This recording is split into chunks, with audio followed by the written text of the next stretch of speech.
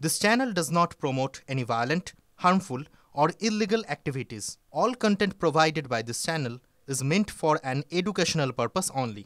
বিশ্বের সবথেকে বড় বাঁধ তৈরি করছে চীন। গত সপ্তাহেই সেই খবর ঘোষণা করা হয়েছে বেজিং এর তরফে।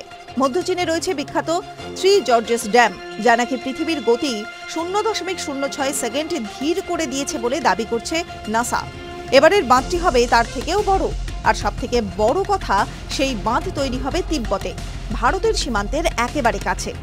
এই বাঁধের জন্য পরিবেশের উপর বড় প্রভাব পড়তে পারে বলে অনুমান করা হচ্ছে। শুধু তাই নয়, যে জায়গায় এটি তৈরি করা হচ্ছে তা ভূতাত্ত্বিকভাবেও খুব একটা পোক্ত নয়, বরং বেশ স্পর্শকাতর। ফলে আশঙ্কা থেকেই যাচ্ছে এই অঞ্চল এমনিতেই ভূমিকম্প প্রবণ।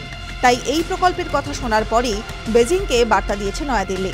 ব্রহ্মপুত্র নদীর উপর তৈরি করা হচ্ছে এই বাঁধ। চীনের ঘোষণার পরেই ভারতের তরফে স্পষ্ট বার্তা দেওয়া হয়েছে যে ভারত তাদের দিকটা বুঝে নেবে। একই সঙ্গে এও মনে করিয়ে দিয়েছে যে জলের ব্রহ্মপুত্রের উপর অধিকার সম্পর্কে যেন স্বচ্ছ থাকে বেজিং। বিদেশ মন্ত্রকের তরফে বলা হয়েছে, দিল্লির তরফে বিষয়টির দিকে নজর রাখা হচ্ছে, প্রয়োজনে পদক্ষেপও করা হবে। এমনটাই জানিয়েছে বিদেশ মন্ত্রকের মুখপাত্র রণধীর জয়সওয়াল। এই প্রজেক্টের ফলে ব্রহ্মপুত্রের স্রোতের উপর প্রভাব পড়বে, এমনকি ওই এলাকায় প্রবল খরা হতে পারেও বলে মনে করা হচ্ছে। বন্যায় ভেসে যাওয়ার আশঙ্কা উড়িয়ে দিচ্ছেন না বিশেষজ্ঞরা।